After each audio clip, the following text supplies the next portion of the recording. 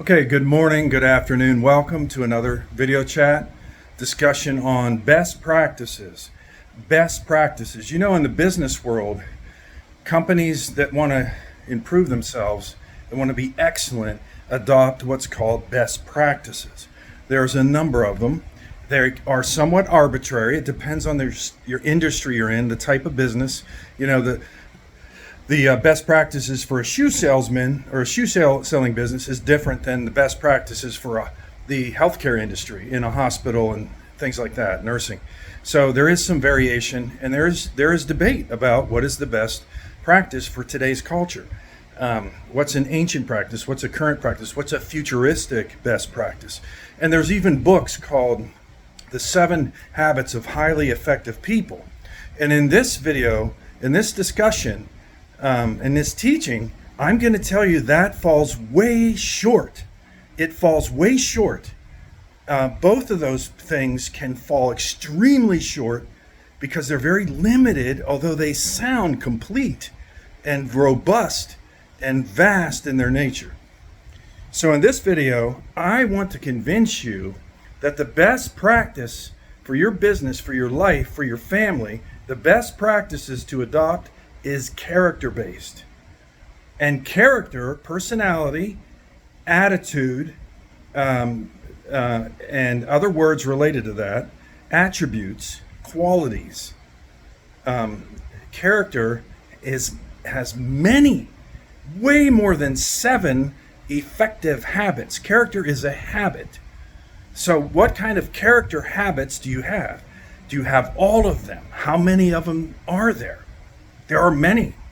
I'm guessing just 30 plus, more. I don't know. I'm keeping track. I'm looking at them. I'm trying to figure them all out. I'm sure I'm going to miss one. And some of them are debatable. Others aren't. You know? So like, if you determine and then become convinced that character is the best practice, what kind of character traits, what kind of character vibes do I need to have and receive? Which ones do I have?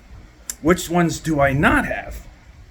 I determined in my youth, as I look at the 3 seasons of my life, I'm in my 3rd season, which is I lost my first wife, all my kids are independent, my job, I finished up my job, I'm sort of semi-retired. What do I do now? How do I think now? How do I govern my life? What should I pursue? And what character flaws do I have? Can I determine that through self-reflection, through interaction with others, through open-minded discussion and reasonableness? Those are good character traits. Being reasonable is a good character trait. An unreasonable person, it just gets triggered. You can't talk to them about anything, especially about themselves. They're going to fly off the handle. They're going to get angry. So you can see that even in a discussion about character, you can see character vibes coming out. Is a person open-minded? Are they self-controlled? I met a man once who told me, an old man, that he's a hedonist. Is that a good character trait? It means you have no self-control. You ever been around somebody with no self-control? There's a lot of lack of respect, and to you, and to people, and to himself. It's just extremely destructive and chaotic, and even violent. So, and very ungodly, unnaturally exploitative, just bad character. So the best practices one could adopt for himself, his family, his business, for parenting, for marriage is character. Many character traits, not 7. There aren't 7 highly effective character traits. There are many more. Because God has them all. He's the source of them. He had them before the universe, before everything was created, before anything was written, before you were even created, the first man, and till the end of time into eternity, all through eternity past. All these things were His, and He's demonstrating them to us. That's the purpose of life. If you haven't figured it out, I have a video chat on why do we exist. It's because God decided at some point in His work, in His life, that even though He doesn't need anything, He's self-contained, He doesn't need your worship, He doesn't need your money, He doesn't need you, but he wants you because he wants to show you his character. He's generous towards you. That's why you exist. He's sharing what only he possesses. Satan doesn't possess it. I don't possess it. Your parents don't possess it. God gave you life, the spark of life in the womb. That baby's alive. It's not just flesh and blood pumping. That baby's alive. All right? And so God had a spark of life, or however you wanted to find it, and he's the one that gave you that spirit, that soul. You're not just flesh. This is where atheists hate this concept. They despise it and ridicule it. They don't think there's any spirit because that's a spiritual thing. They don't accept the spiritual realm. So they only want physical stuff. They're very limited in their thinking, very narrow-minded, but they think they're the smartest cookie in the jar. I say they're not. I say they're narrow-minded. They're not broad-minded, and they get triggered. There's hardly an atheist that doesn't get triggered and start to ridicule you. It entertains them. Their beliefs entertain them. They're not students, man. They have a critical attitude. I can go on and on. But my point is that a good character trait? So is it a bad vibe? So the way to govern yourself, the way to look at business, the way to look at being an employee, the way to look at running your own business is character-based. I worked for a company that was basically character-based when I was a young man, and it changed my life. It made me a better person. It made me more meticulous, more complete, more honest, and I even grew. They had policies. They're trying to help you grow as a person. I mean, it was a fantastic. Every year they'd ask you, do you feel like you're using all of your talents? No. Well, then how can we help you do that here? They were a fantastic company. They would hire people not solely based on their grades. Even if they didn't have the same training in college that is needed for the business, they would hire you. Like if you had liberal arts or English major, they would hire you in a technology company based on your attitude, your character. Are you a team player? Are you able to communicate? They had told stories in our training that if you had a 4.0, that's great. But if you couldn't talk, they couldn't hire you. They would evaluate you as they tested you in interview after interview to see if you're something material, if you have the character they need to handle their customer and handle their business. And then they would reward you if you could do that. They would reward you. And so I would have to say, looking back, it was a character-based company, and they were the best. But I'm not saying they stayed that way. A lot of companies deviate from good character and they get into bad practices, bad character based on a new leader or a new governing council. The way to govern a nation is by character. It is the best practice. There's many character traits that we need as leaders in government and in kingdoms to behave well for ourselves, for our own happiness and our own benefit, and helping others at the same time. Some countries are based on bad character. We know it. They're murderous. Other countries are based on other characteristics, such as freedom, which is a good character vibe. It's a good character vibe. Not freedom to do evil, but respecting people's responsibility to make their own decisions. You be in some countries, you're not allowed to do that. You make your own decision. If it's different than the leaders, they'll kill you. There was an article today of somebody that was murdered in Britain that was doing artwork that disagreed with Russia. Well, that guy died. Somebody came in and executed him. And I think they captured the people or the man that did it. There are people that just are nasty in their character. These aren't good things. And so how are you governed? What is the best practice? You can't just have one good character trait. You're going to be so deficient. Like if you're real happy all the time, well, you could be not grounded in truth. You could be so happy and be naive, right? You could be very cooperative, but yet be naive, not wise. So being cooperative and being ruly is a good character trait. When you see that stop sign, you stop because you're ruly. You're okay with commands. You're like the military. They can accept a command without getting offended. They don't need it sugar-coated, And so, there's just so many good character vibes that we need to seek and receive so that for our benefit. And I've always said, I maintain that character's for you, for your enjoyment, your pleasure. If you're a peaceful person, you're going to be a happy person because you're not conflicting with people. Oh, there are times to conflict. There's a time to conflict. Just like it says in the one saying, there's a time for war and there's a time for peace. There's a time for conflict. There's a time for unity. And there are good things. That requires bravery. Bravery is another good character trait. Courage, man. Not staying safe, but staying brave. If you stay safe, you're never going to do anything good. And you're going to die inside. It's like the song by Bette Midler from the 80s. Terrific lyrics. And if you can, go to YouTube and listen to Bette Midler's lyrics and watch the lyrics on the screen.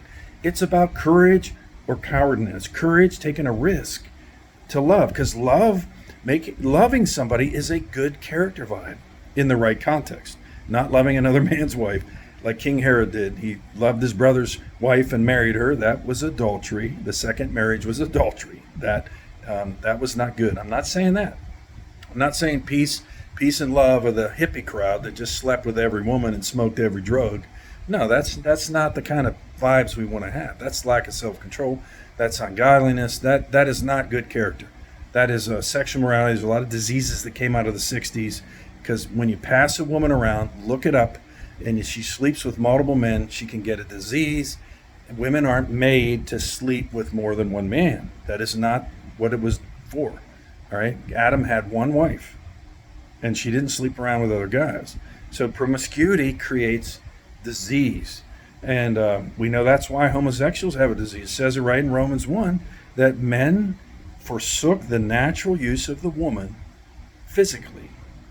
That's how she corresponds to a man. That's one of the ways they can relate physically in love.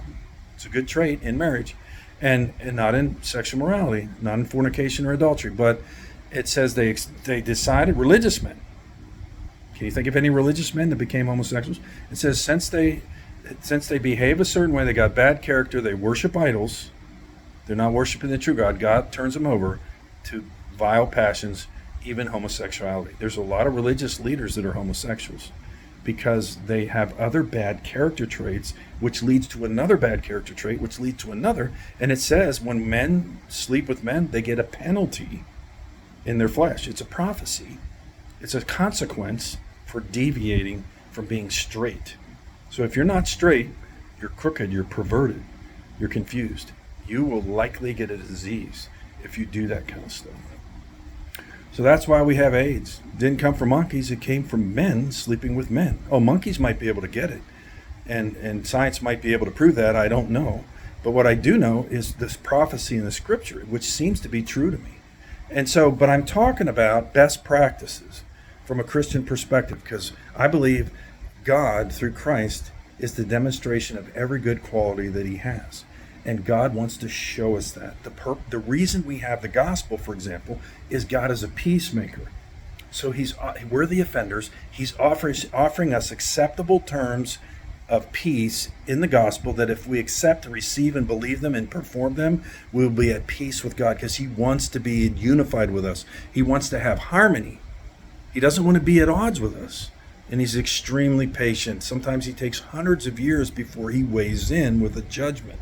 That's how patient God is. He might wait 200 years before he judges an evil nation. He might wait 40 days before he judges Nineveh, for example. We don't know, but he has patience. So, what are the best practices of a businessman? Are they the 7 highly effective habits of a successful person, or are there more than 7? I contend there are way more than 7. And are the 7 habits actually good character traits?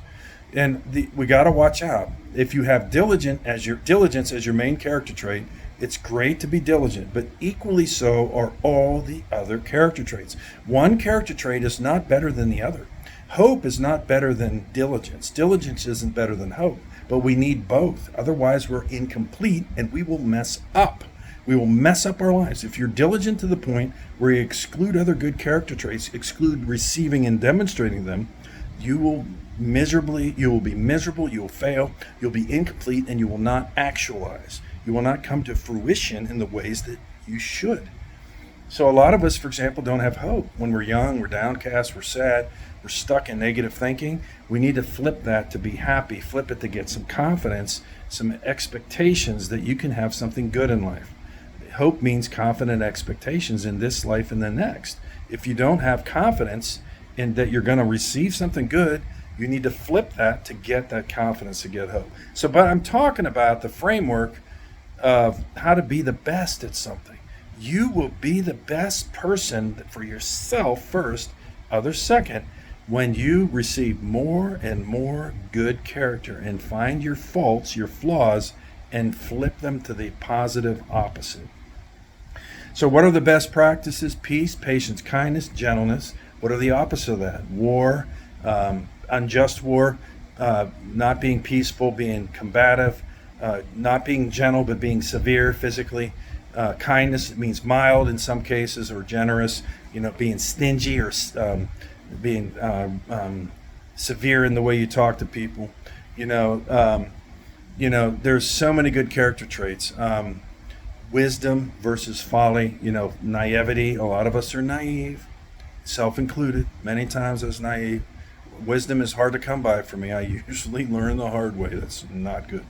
Not good. Some things I've learned through book study and through other people, but many things I've learned through my own stupidity, my own naivety. Sometimes being open-minded is a good character trait. We can be open-minded and empty-headed, meaning not guarded. It's good to be open-minded, but we need to be a little skeptical and raise questions, not just believe everything. It's called easy believism. Always believe in everything you hear. Well, that's naive. We need to test everything and hold on to the good.